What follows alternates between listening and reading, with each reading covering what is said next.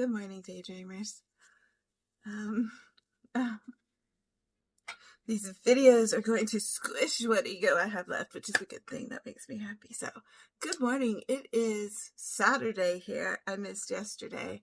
A lot to do, and we had storms roll in last night, and so I got to have a little bit of sun, just a little bit, and yeah. But it should get better, except I'm going back out today in the heat of the day, and so we'll see how that goes. I'm going to try to be better prepared than normal, but we'll see. Let's see. It's been a good morning. A friend of mine wrote a poem that I just freaking adore. Because it sounds good, it tastes good, and I just like the subject matter, and I like the way she weaves so much underneath things. So that's always really nice. And I got a good laugh. That was fun too. Got a really good laugh. And let's see. Oh, I got something exciting in the works, but it's still in the works. So got to work on that a lot with another friend. And I'm going to push myself today, but I should talk about that. Yeah, I should talk about that with the subject today, I think. Maybe not. I don't know. If people make it past the first couple of minutes of these, it'll be a small miracle, which kind of amuses me because I rather enjoy that aspect of, attention span problems. Can't hang around. Must catch in the first 10 seconds. Screw that. So let's see. Today's topic is going to be in my whole daydreamy aspect of things, imagination aspect of things, and self introspective side of things, because one society, in my opinion, and please keep in mind, anything I say on here is my opinion. It could be total bullshit. It's my opinion. But in my mind, today's society, and for quite some time now, it's just slowly revving up. We are conditioning daydreaming out of people. We're calling it daydreaming. We're calling it creativity. We're calling it imagination. But just because we use the words and we say something, it does not make it true. What we're doing is we're trying to, not successfully, but we are trying to create a well-oiled machine that works in a way that profits for the people that are above and that will be making the profit of it. And so slowly but surely, through various mediums and various aspects, we're trying to condition what is considered inefficiency or flaws or things that don't quite go with the system out of people, I think. Now, I am not talking about the crazy crap that Trump is doing in the United States right now, or that's being done in other places. That's just freaking ridiculous and self-annihilation. And why are you people with an education allowing this? Well, because people with education are wanting it, those particular people. But not going to go off on that subject. Whew. The man upsets me. I would encourage anyone who happens to come across this and is not already aware, go deeply educate yourself on carbon emissions. You might find it interesting. You might find it helpful to know that knowledge when it comes to voting. Not that it's going to help you, since voting doesn't mean a damn thing here, really. But, let's pretend. Anyway, daydreaming. I should start this over. I shouldn't. No, I'm not, because I said I would keep it real. So, keeping it real. We are taught to be afraid to daydream. We're taught to be afraid to imagine. We're told to imagine. We're told it's okay to dream. It's okay to dream. We're encouraged to dream with words. We're said, aim high. All these different things are told to us, but the way it is taught to us and conditioned into us, the way that we are punished for it, tells us, no, don't you dare do that. You must fit into this box. Daydream, imagine, aspire in the box. Don't look outside the box. Don't wonder. Don't be different. And I think that that's something really important for us to acknowledge within ourselves. We don't need to acknowledge it within society. The whole point is screw society's what society thinks you should be doing when it comes to these sort of things, because whoever's in control makes those rules, right? Don't harm, obviously, things like that. But what you want to dream, what you want to aspire to, should not be controlled by persons trying to make you be something perhaps that you're not. I don't think, and again, just my opinion, but I don't think that's how one gets to a more successful society. There are persons who are good at this and naturally inclined to do certain things. There are persons that are good and naturally inclined to do other things. When you start mixing them up, things get worse, and more accidents tend to happen because the people aren't happy doing what they're doing. They don't pay as much attention. They're not as good at it. It's such an in-depth subject that's hard to talk about and hard to stay on point.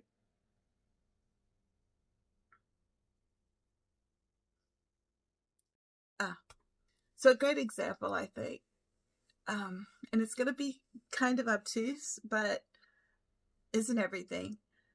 When I was a kid, I was, well, for far longer than when I was a child, I was obsessed with getting everything right, to what person said was right. To be wrong was to be bad. To be flawed was to be unaccepted. To be dumb. And I've never been considered dumb, so that's probably a bad thing to say. But not to be at the top was considered a failure. And I did not learn until I was well into my adult years that failure is success in some ways. I was never taught to learn from failure and to see failure as a stepping stone. I was taught that failure is something you're punished for, and you should be vastly embarrassed, and shame on you for daring to fail. That's what I was taught. So, and it was stamped in so hard that it's a difficult thing to get out of one's mind, even once you have learned different and you believe different and you think different. Certain things that we are taught and that we are nurtured to believe do become ingrained into us to a degree. So in order for myself to become okay with my failures and my imperfections, especially as I've gotten older and I do not have the attention span and I am not as obsessed over getting things correctly, and I hate editing and things like that, I have to not just force myself to let it go. I have to force myself to be okay with letting it go. And it's gotten easier. It has gotten a lot easier, but it's still great. It's still great. But I think that's a challenging, that's one of my challenges. But anyway, I'm rambling, as I often do. And this is probably going to be a long video this morning, which means it's going to be so much fun uploading. But, that's the point, I guess. Not everything can be easy. Anyway, so when I was in the first grade, I loved school. I loved school. When I finally got to start going to school in kindergarten, I was so excited. When I got told I only got to go for one half of the year, because that's what it was like back in the early 70s. Oh, I was not excited. I was very unhappy about not getting to go to school. I loved going to school and I loved going to the library. And those were escapisms for me. And I loved, loved, loved my kindergarten teacher. She was everything. But then came first grade, and I was so excited. I was like, ooh, I'm a first grader. I'm going to get to do this. I'm going to get to do that. I felt the success of it, right? The reading was going to get more challenging. And the math would get more challenging, because really back then, that's when you were really started to being introduced to it, unless you were doing it outside of school, of course. But I got this first grade teacher, and at first I thought she was going to be lovely, because she reminded me of some TV shows I had seen due to the way her hair was and everything. And upon the first day of school, which you're told not to share this kind of information online, but let's be frank, anybody can look up anything about me that they want to, and they're probably going to find it, because that's just how it is with most people nowadays. So I really just don't care. And if you're going to judge me by what you find on paper, or the 50 people that might seem like me, or whatever, that's on you, dude. I don't care. So my maiden name is Horn, with an E. So my first grade teacher, the first day, or within one of the first days of school, of course, she mispronounced my first name, as every teacher I've ever had has done. And then she immediately followed that up with, "Are you related to Lena Horn?" I had no idea what that meant at the time. I had no idea who she was at the time. I had no idea of anything. And so, of course, I said, I don't know. Maybe. No, I don't know her. Or the essentials of that. And went on about my business. Was totally clueless until years later. But it slowly became apparent this teacher could not stand me. It didn't matter how good I did in school. It didn't matter, 100s, whatever. She could not stand me. And I didn't know what I was doing wrong. And because I basically adored and worshipped teachers, the very fact that she clearly did not like me really upset me. And I could not understand why. Now, of course, looking back with my adult years, I can go, oh, okay, I see it now. And it was a combination of things, I think. Just my opinion, I could be completely wrong. She could have just woken up on the wrong side of the desk. But, last name, number 2, I am naturally left-handed. I was taught to write right-handed.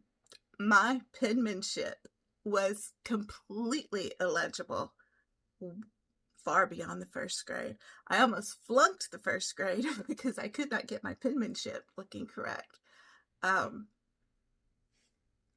So I think that she could never read what I would turn in. And then I had not been taught at home how to keep an organized surroundings. My home was not organized, to say the least. And so my desk looked like a tornado had went through, I'm sure. And my locker was so chaotically messed up that I would literally, when I open it, I'd have to hold stuff to keep it from spilling out. I knew where everything was, but that didn't matter because everything was wanted to be very nice, neat, and orderly. I got in trouble for that quite a lot. But I didn't understand why I was getting in trouble at that time. I just thought I was getting in trouble. But I think while that's not daydreaming, that is a way that we teach children, or did. I don't know what they're doing now. I do not have a young child, but we taught, you must fit this box. You all must write right-handed. Right-handed is the only way to be. Now I'm actually really glad that I was taught that, because I naturally now will go to my right hand, because that's all I knew up until adulthood, really. But now I'm ambidextrous to a certain degree. I would not say it's perfect, but I can get by quite well with both hands, both in writing and shooting, and that is a nice thing to have. But at the time, it was horrific, and all it did was teach me, you must get perfect, you must get perfect, you must get better. And so I think we teach children that from the very, very early age, instead of working with, unless you're very fortunate, which I was. After her, I had amazing teachers who I'm so grateful for. They've made me, they're a big part of what's made me who I am. But she was soul crushing. And I think some people get stuck with people who are soul crushing, and they are not fortunate enough to have these little specks around them, like really good teachers or really good mentors that can take away the scars and the hurt that others cause, be it a teacher or a parent or a friend or bullies or whatever it may be. And if we're judged and judged and judged and told we must get it this way on things that are not really important. Yes, if you're a heart surgeon, it's important. If you can write well, not really important. Not really. I mean, does it help? Sure. But all you really need to do is be able to read and communicate, right? And even then, that does help in society, but it doesn't make you any more smart or any less smart than someone else. It's a learning thing. And I think that we, through doing that, through focusing so hard on that and saying, no, it must be this way, it must, over and over again, that we start teaching people not to dream and not to think outside of the box, especially if it's punished by peer ridicule. These days, we will lift up and almost worship persons in the past who made great leaps and bounds in various fields. And I'm not going to name names, one, because I suck at remembering names, frankly, and two, because for me, I don't really care. I never care about who created what, they should get credit, obviously, but the person themselves is not what matters to me. They're amazing, they're great, they're whatever, but it's what they did, what and how and why, what they imagined. That's what gives me the oofs. So I could care less what a person's rank file is. If you're homeless or you're the president of the world, you are on same grounds with me. I just don't care. Other than nobody should be homeless unless they choose to be and they don't have a mental health issue choosing to be. That's the only thing that matters to me. I just do not care about rank and file. But these people that made these great discoveries, some of which have been proven incorrect, because that's what happens as time advances and we learn more and we become more aware, and some more correct, and they were completely ridiculed over it. But at the time, usually when somebody's stepping outside of the box and going, you know what, I don't think this is right, they're usually not accepted that well. Not in the beginning, unless they've already built up this esteem from their peers, or unless people around them are scared to speak up. But just because someone is saying yes to you, again, Trump is a grand example of of a person who is getting away with murder, who doesn't know crap, and who is destroying everything, and people around him are scared to say otherwise. Some aren't, because some want it, but many people are scared to say otherwise because he has power and what he might do to him. And so that makes it seem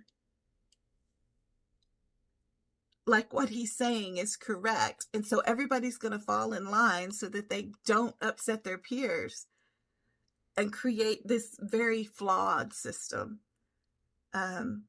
Whereas it's the people who step out and go, no, I don't think this is nice. I would actually really like it if nobody was hungry, if nobody was homeless. Why does this exist? And how can we fix it? How can we fix it? How can we stop these wars? How can we stop people from dying unnecessarily from things that should not be killing them? How can we fix these different problems? Observe the problem and then dream a solution better and then apply it. And we're being taught not to do that. We say one thing, but we reinforce another thing. And so I would encourage, at least for me, is don't be afraid to buck the system. When I was young, I was very fortunate to be young, a child, when the punks were out and about. And I remember, not in my neighborhood really, but on TV you would see it. And I remember seeing them and thinking, wow, because just their appearance alone was something that would not have been allowed at all where I was, and definitely not within my house. But I remember seeing them and just being amazed. And then as I got older and I learned about other aspects of society that were shunned, I thought, wow, it takes a lot of courage to walk out amongst all these people who are going to catcall you at the very least, or give you dirty looks, or tell you you don't belong, and to just be yourself and do that. And that just, it had a powerful impact on me. And I was not brave enough to do that at the time, but it stuck in my head, and I thought, wow, what must it be like to be that brave, to be able to do that? How amazing, how incredible. But I think that that's kind of the approach that needs to be taken with daydreaming, but is very hard to do if you don't allow yourself to do it, unless it comes naturally to you. And that's what I would encourage people to do, right? Don't worry about if your daydreaming is silly, or if it would be, seen as something strange or pointless or whatever. Do it anyway, because that's where your mind is wanting to go. And if your mind is wanting to go somewhere, there's a reason. Our brains don't do what they do, just for shits and giggles. There's a reason that it's doing it. Is it escapism? Is it a lesson to be learned? Is it just the way that it's trying to figure things out? You should do it. And I think that's one of the most beautiful things about daydreaming and dreaming in general, is allowing yourself to see the world in a different way. We're taught to see the world in this very blinded way where everything must go in its place. Now, don't get me wrong, I organize the hell out of stuff because by organizing it allows me then to break it apart and throw it. I get distracted by the chaos when I'm creating, so I keep my storage area extremely organized, so that I know where everything is, so that I can then just completely destroy everything and make it a total cloud of chaos. but then everything goes back in its place. But still, and I am going back and forth. I know that's just how I do. If you allow yourself to do that, if you allow yourself when you're writing or you're cooking or you're doing something mechanical or whatever you're doing, as long as it's not going to injure someone, if you allow yourself the grace to screw up and to see what happens when you mix this with this, or you do that with that, or, ooh, what if? That's an amazing thing. And I think when I was younger, I really hated, I grew up well below the poverty line, and I hated not being able to have or do things. It drove me nuts. In fact, a dream of mine was to become extremely successful so that I would never have to do that again. But I realize now that I'm older, what an advantage it was to grow up when I did and in the way that I did, because it meant that I had to use my imagination. I had to learn how to make things work. I had to learn how to look around and find whatever it was I could find to put together to make something work. And we don't have to do that now. Now Amazon is a click away. Everything's a click away. There's people that literally do not know how to change their tire. That is mind-boggling. But if we're able to shift our minds to a place to where instead of seeing this one thing, we look bigger and we look wider, broader. And we look at how everything comes together and how everything winds and what affects what affects what affects what. And we don't just follow one string out. We follow all the as many strings as we can think of out. And we look at that and then we bring it back all in. That allows our dreams to broaden and become much more dynamic, both in the daytime and at night when we're sleeping. And I think we're being taught not to do that. If we ever were taught to, I'm not really sure. I don't know, but I do know that many people don't really know how to daydream beyond I want a better life type of things, or the fantasies, and those are great too. Those are great. Have those fantasies. Dream of having a better life. That's how you find a better life. But dream about it in a way that makes yours a bit better too. In the present, I guess. I don't know. This did not go as I had planned. I really am going to have to think about scripting myself somehow, I think. I ramble too much. But that's okay, because that is me, and I'm happy with who I am. But I wish people were willing to daydream more.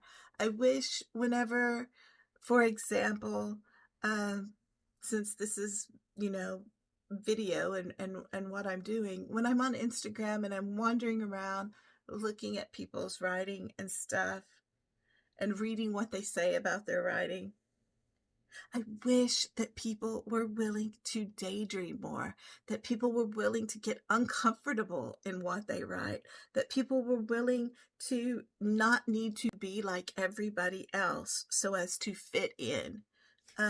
What is fitting in getting you? What does it mean? You get a bunch of hearts and a bunch of likes from people that aren't reading your poetry? Whoop-de-doo. It doesn't mean a damn thing. So instead of worrying about all that and worrying about if you're going to get shunned or if all of these people that you don't even know are suddenly going to not like you or something like that, be yourself. Do what makes you happy. Don't talk about, I wish I could write this. Do it. Do it.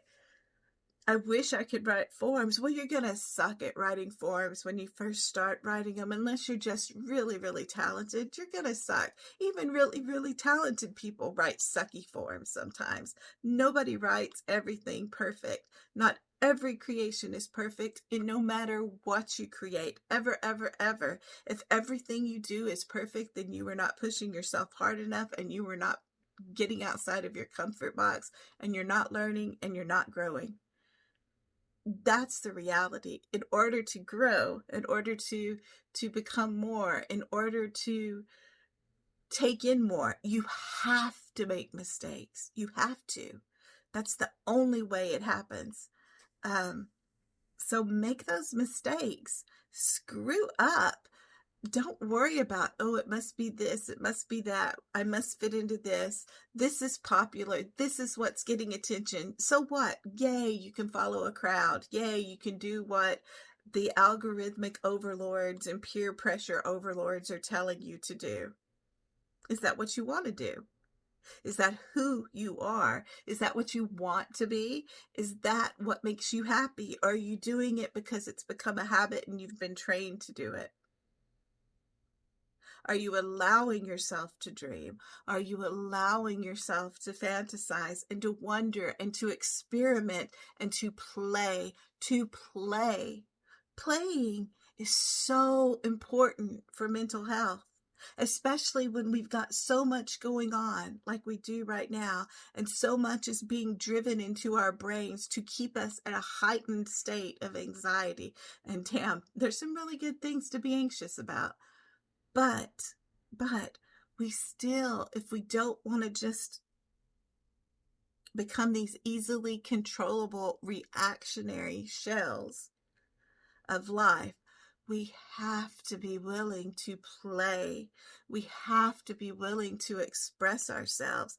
We have to be willing to be laughed at, to be seen as other, to make mistakes, to get a little bit messy. And if that means, if that means writing something that makes no damn sense and you're just making a bunch of sounds, you're literally going, hoo ha ha, la la la, do it. Do it. If you have fun doing it, be happy, be joyful. Don't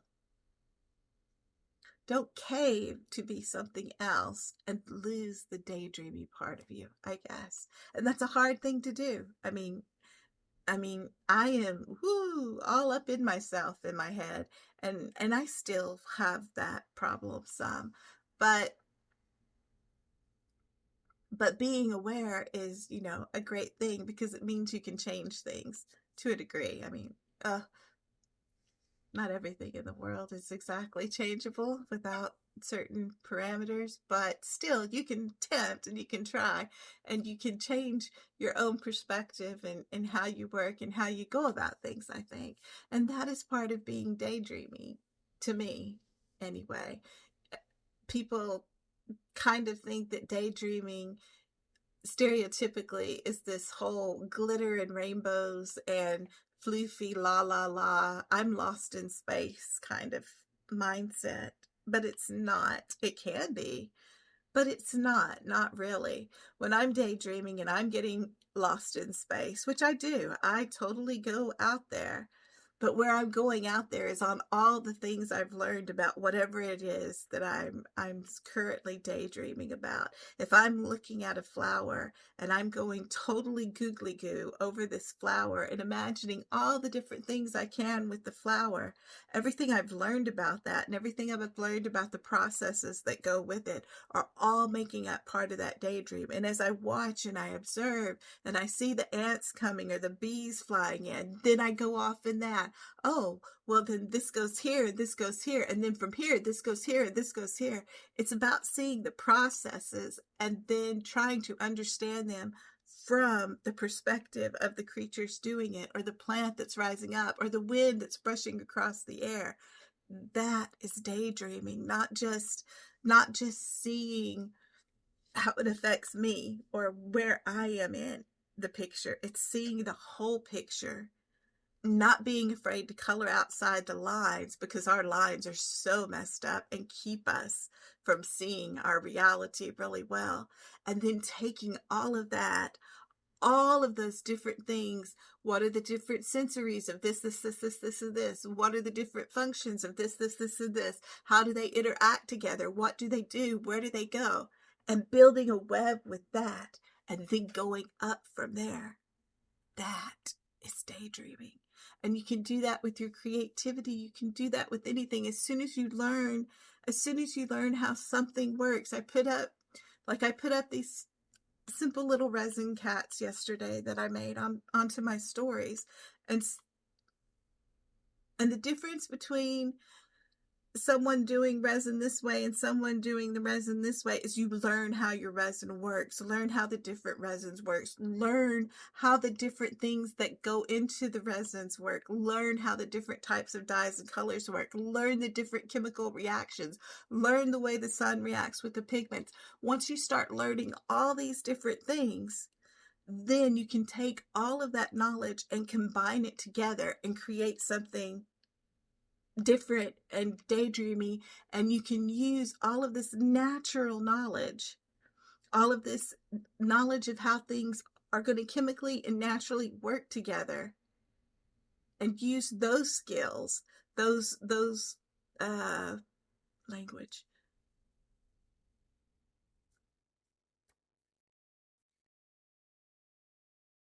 I know what I'm saying, I just can't think of the word for it. You can use those interactions, I guess. That is not the word I'm looking for.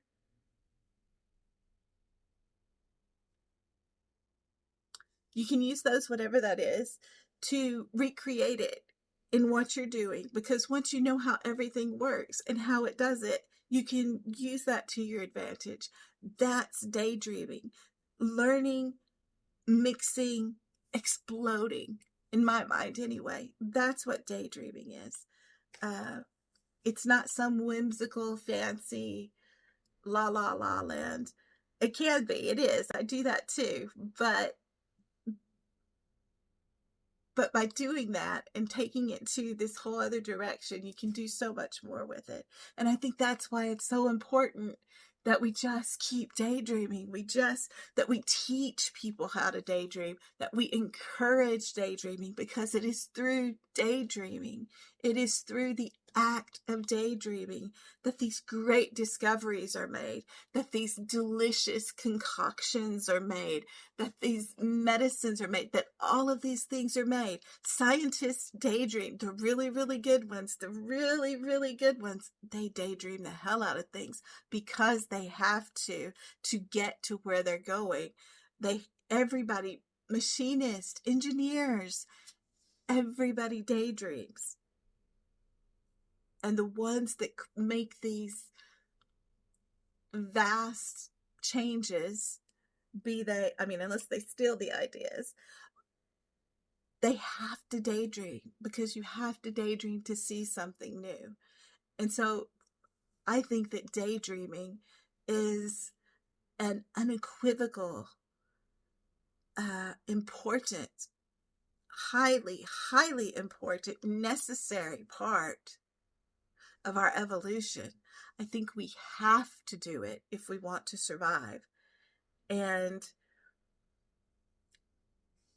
if we're not willing to, and if we push it out of ourselves, or we narrow it down to extremely predictable and precise and non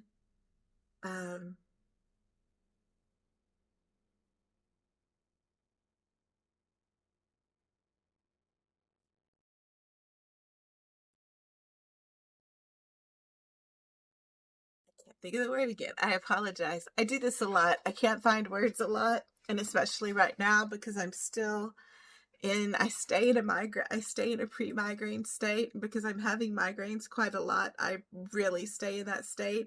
And when I'm like that, my language skills verbally and immediately kind of dissipate. I do better when I'm writing. I don't know why. I'm assuming it's a way that everything's processed, but just speaking plainly and openly, I completely lose my words a lot. But and then it makes me embarrassed if I'm doing it in a way like this, and so then I lose my train of thought because I'm embarrassed heavily. But that's okay. That's me, and I think that we're gonna lose an essential aspect of who we are. The Aborigine talk about the dreaming. Many cultures have aspects of that.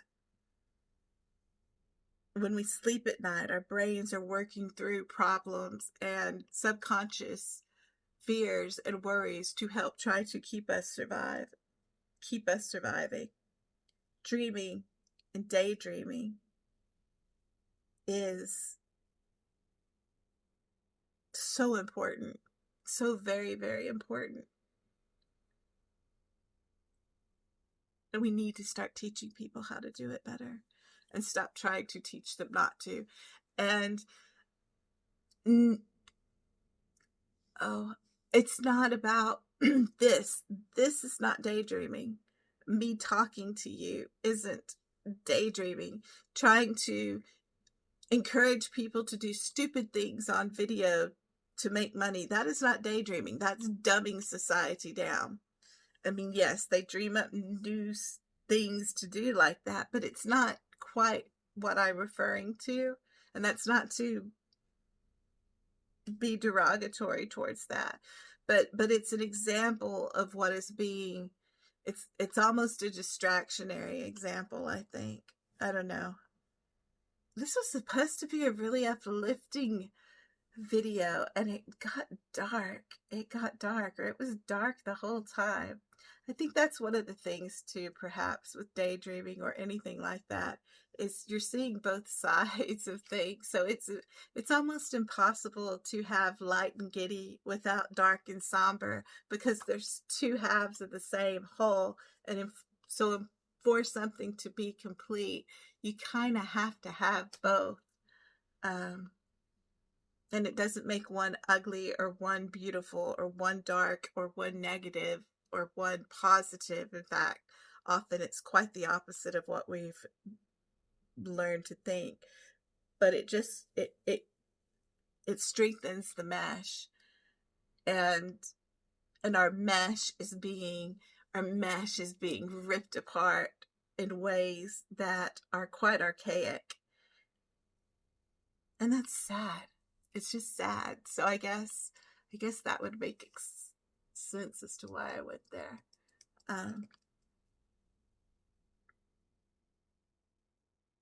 Rambly bits.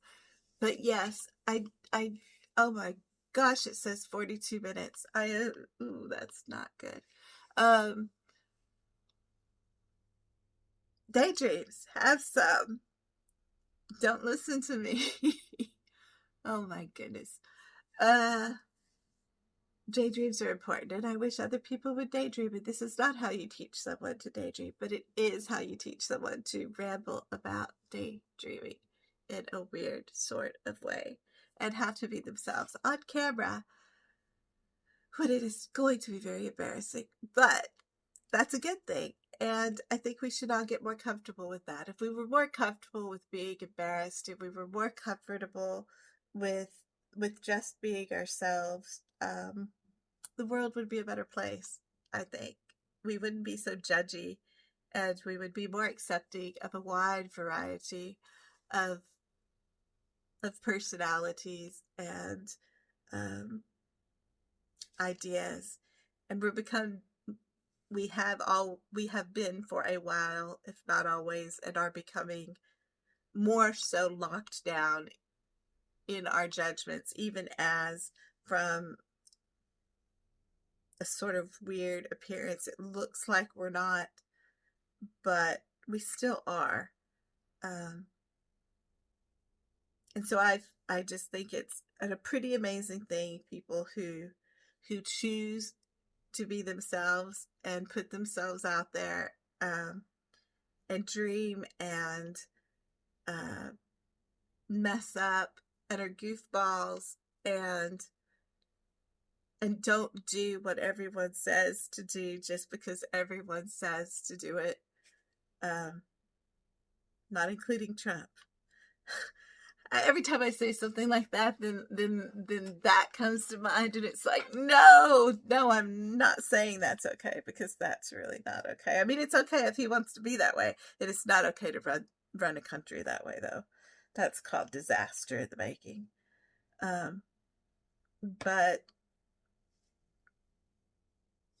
I don't know how to end this clearly, because I just keep going and going. How do I end it? How do I end it? This is called unprofessional, which is great. I love it. But still unprofessional. I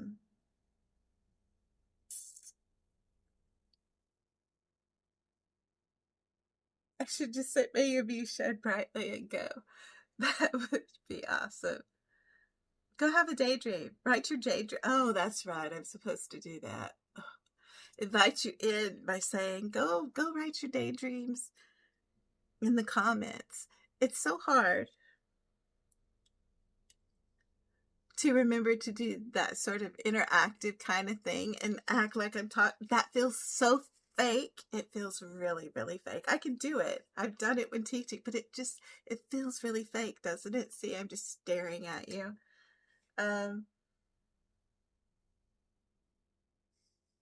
Go write your daydreams down in the comments. If it is I daydreamed that this video was like 40 minutes shorter, tell me that. I'd love to hear it. I will probably agree with you. Tell me what your daydreams are. Tell me what you struggle with daydreaming. Tell me how you wish you could. Tell me what your strengths are on daydreaming. Tell me how you see daydreaming in society. Tell me anything. I'd love to hear it. And that is true. That is a real thing. I'm not just saying that. I enjoy hearing other people's perspectives, and I deeply enjoy hearing other people's thoughts on things that usually people won't think about or discuss because they find it too silly, or they find it unimportant, or they don't want to get that introspective on a certain subject. That fascinates the heck out of me. So I will truly, deeply enjoy it. Unless you're just being provocatively jerky, and then depending upon what you say, I may block your comment or delete it, because I will not have a destructive sort of comment section for the sake of trolly crap. But if you want to troll me, if you want to troll me and you subscribe and you press the like button and you troll me and you come back and troll me again and you come back and troll me again and you troll me again and you troll me again and you troll me again until I hit 1,000 subscribers, you troll your heart out. I'll troll back with you. I will tell you how amazing you're trolling. I will encourage your trolldom. I like trolls. They have funky hair. They shake it and it goes everywhere. Trolls are amazing. So if you want to troll me, troll the hell out of me. It's not going to hurt me. It could literally help me. Anyway, on that note, have an amazing weekend. May you shine brightly. And don't forget to chase your daydream.